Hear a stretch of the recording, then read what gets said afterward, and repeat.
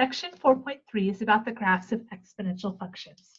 So remember that an exponential function has this form y is equal to ab to the x. And what I'd like you to do is graph these four functions on this graph here and graph these four on this graph here. And what we're going to be looking at is we're going to see if we can figure out what does that parameter a do. So notice these all have the same b value, but they have different a values. And then on the second set, we're going to look at what b does. So these all have the same a values, but different b values. So go ahead and pause the computer, pause the video. Feel free to use a graphing calculator or Desmos or some sort of online graphing software and sketch out F, G, H, and K for both of these.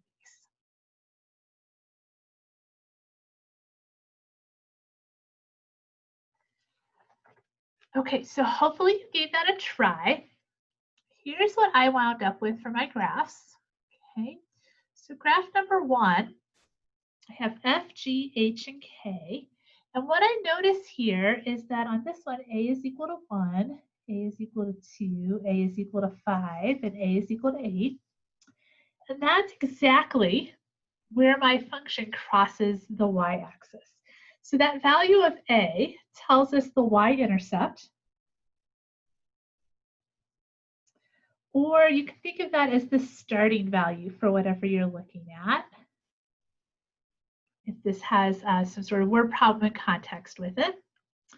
Then let's look at B. So here, all of these have the same A value. So they all go through here, where y is equal to 3 and x is equal to 0.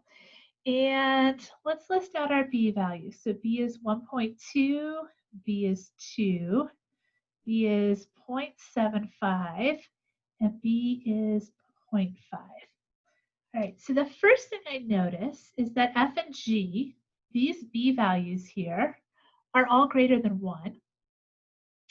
And both of these are increasing. So it looks to me that if B is greater than 1, then my function is increasing. And for H and K, my B is less than 1. It's between 0 and 1. And these are both decreasing here. So if B is between 0 and 1, my function is going to be decreasing. And there's one other thing to note here, and that is that B actually will tell us how steep this is. So here, B is 1.2, and let's actually put that on there. And here, B is 2. So the bigger B is, if it's an increasing one, the faster it's going to go up. So the steeper it is. And if we're looking at the decreasing side, so let's put our B values here. So this is B is 0.75. This is B is 0.5. So the closer B is to 0, the faster it's going to drop off. Okay, so it's going to be much steeper. As B gets closer to 1, it's going to kind of flatten out some and not be as steep.